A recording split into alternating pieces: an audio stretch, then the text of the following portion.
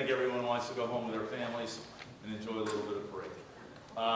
This legislative session started off with the most dire predictions, doom and gloom, but it wasn't that. I think we beat everybody at their own game of trying to shun the House from our accomplishments, and it's mission impossible, mission accomplished.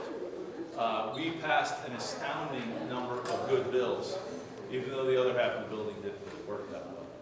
A little disappointed in that. I think we addressed that earlier, but we're not going to dwell on the negative. We're here to talk about what we did for Missouri that's moving Missouri in the right direction. And I'll just say at this one time, I certainly wish IP would have passed. And I wish the Senate would have stayed in and actually given it an honest day's work on our final day. It's, I think, the least we can do for the citizens that put us here. But for my colleagues behind me, I can't thank you enough.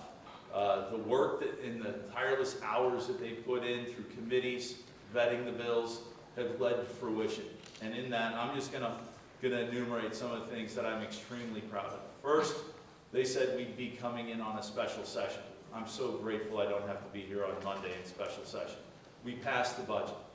Not only did we pass the budget, but it's the first time in 9 years that I've been here that we passed a budget that is smaller. In other words, we're not spending as much money next year as we spent the year before. That's important.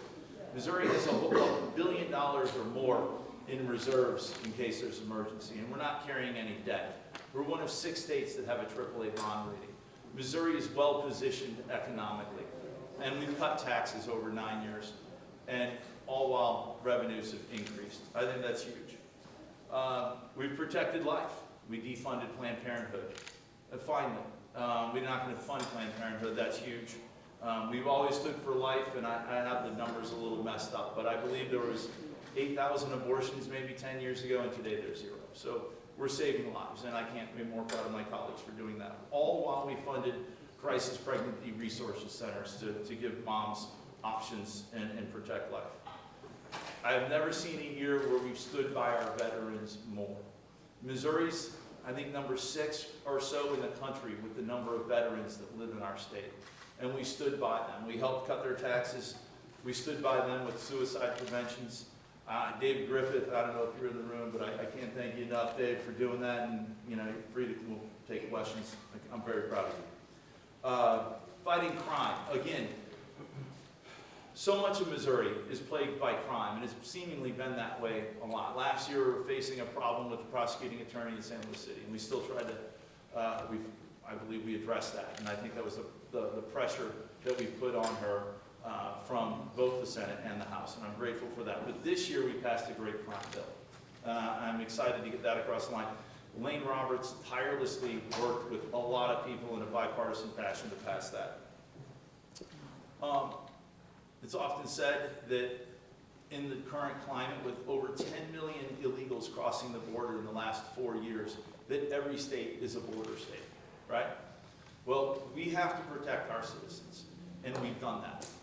We've passed legislation to help our National Guard go down and arrest those that are coming in illegally, which include those that are on the terrorist watch list. So we're protecting Missourians along that line. Phil Amato proposed, and we passed a squatter rule, so we're not going to have squatters, hopefully, like has been plaguing in so many cities. We transformed education. Perhaps the biggest thing that we've done in education since we passed the foundation formula in 2005, or maybe even past public school education in the beginning of our statehood. We've given parents the right to choice. We've given teachers a raise. We've protected the school districts. And I can't be more proud of that. That was a huge, tireless undertaking and a lot of difficult votes, and I believe it puts Missouri in the right path because we all believe that our children are our future, and that's why so many of us are here to serve. Election integrity. Again, I stand by election integrity, transparency. Just moments ago, we passed the SJR that will take it to the voters that bans ranked choice voting and minimalizes the voters and their ability to come and vote. Supporting small businesses. Kansas City, big winner today with that bill. Chris Brown's in the room somewhere. I think Chris was in my ear every day for the last month, and I'm like, relax, it's a no-brainer. We want to support Kansas City. Kansas City's essential to Missouri. We're adding 3,000 jobs in doing that. We've helped expand credit for small businesses. There's a farmer thing, I forget, one of the ag bills we passed, it's all running together here. Rural jobs, just rural jobs and in lending to farmers who often have a difficult time accessing credit. Again, this is all possible because of the men and women behind me. Our floor leader, our incoming floor leader, and those that toiled so hard in our committee process. And I'm just so proud of them. Happy to take any questions. Bless you. Thank you. Emily, you want to start off? Oh, sure. I guess you talked about IP in general, but talk about your relationship overall with the Senate this year, just because of how today went there, and they kind of ended their press conference with pointing fingers at each other. How was your relationship as Speaker of the House with them? You know, I like to think I don't have a bad relation with too many people. And I think the relationship with the Senate's been cordial, both on the Democrat side of the aisle and on the Republican side of the aisle. They have different rules, and I have been very frustrated. I try not to meddle with their rules, but the endless debate, and it's really not debate actually, it's the endless filibuster. Reading books, okay, that's fine. Prove a point, read a book for a couple of hours, but at what point do you not owe the Missouri citizens the duty to vote on something and just have an opinion? I'm not always right. We often disagree, even within our own party, and I'm looking at Senator Mosley right there. We have our disagreements, but I respect her. And we can agree to disagree and move Missouri in the right direction.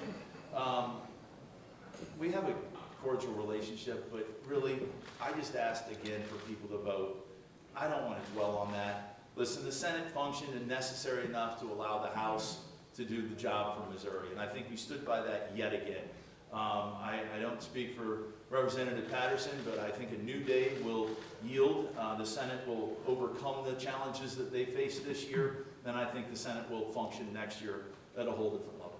There are more than 400 earmarked items in this year's budget, small items ranging from a few $100,000 or $50,000 for an airport or a local agency to the large one for I-44. Yet none of them have members' names attached as being the ones who were the ones asking for these things. It's $2 billion. Should there be a process where members' names are attached to the things that are in the budget? We've long had that process where members have to file a bill, and I guess Cody Smith is our budget chair, so his responsibility is the budget. But for the men and women behind me, on both sides of the aisle, come up here to work for Missourians.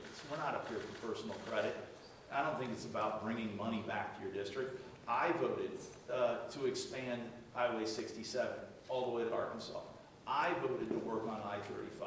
I voted to put $100 million into rural roads. I voted for the expansion of Interstate 70 and to help begin with 44. The goal with that was to spread our resources around the state. We didn't particularly take one region to benefit. We are focusing on the state as a whole. And again, if you look at the laws we passed, I think Missourians should be very proud of the work the House did. Today, the chamber literally laughed at the notion of something getting fixed in the Senate. I know you said you didn't want to dwell, but I do want to ask, what do you think it will take to have a better relationship between the two chambers?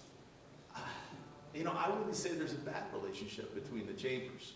I've enjoyed my discussions with the senators, whether we agree or disagree. It's been cordial and professional, and we've worked with them to transfer bills back and forth.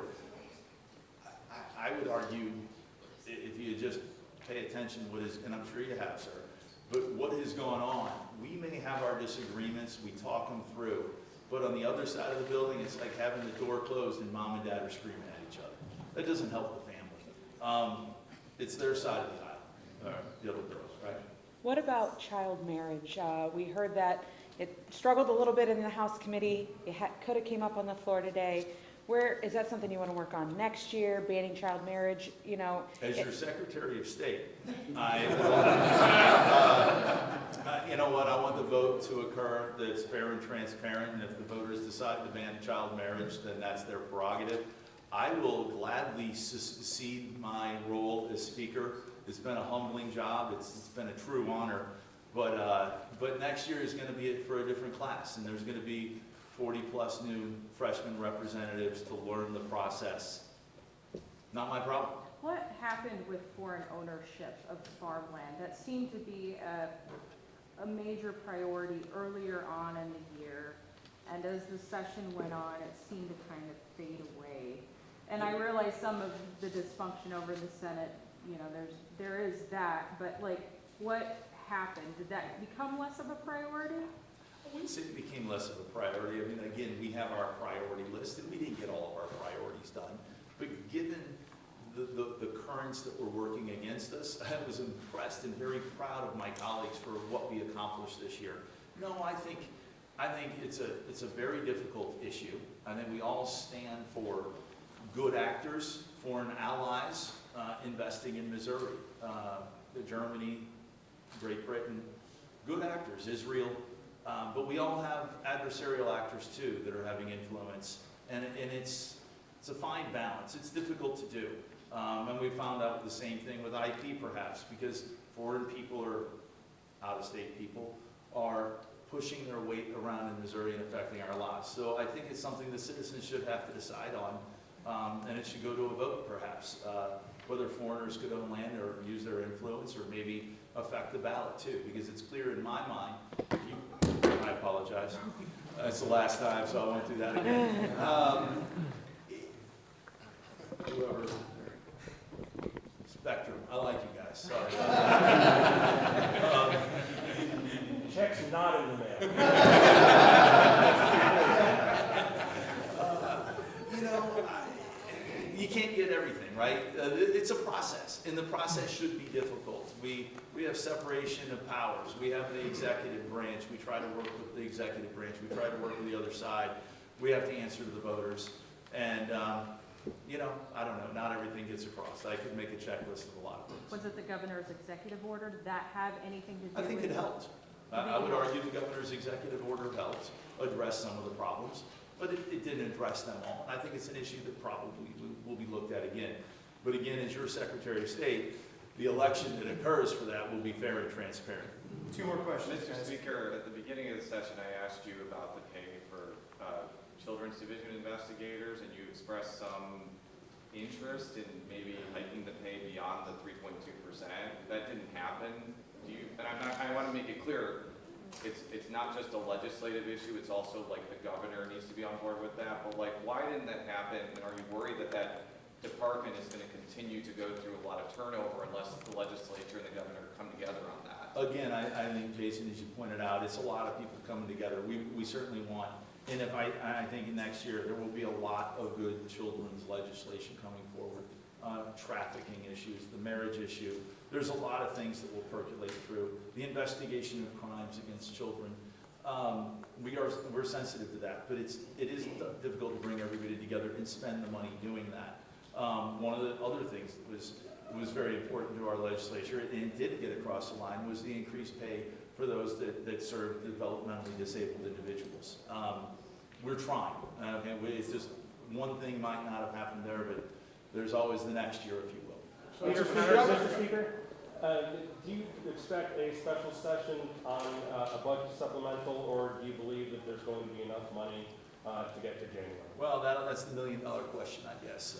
We've funded a budget that will, we believe, hold over through the year. But we're open to suggestions as we need to be fit. We're answerable to the people. If we need to help, we will. We will engage in conversations with the executive branch and the governor on that matter. Mr. Speaker, at the end of last year's session, you said that if the Senate failed to pass IP, then the Senate's to blame for abortion returning to Missouri. We're now a year later, and you guys have failed to pass IP.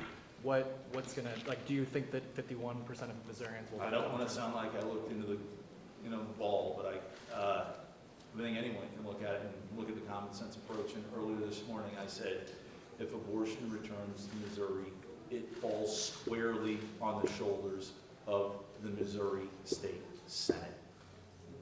Leader Last Patterson, do you want to say anything about taking the torch, expectations for next year? Anything?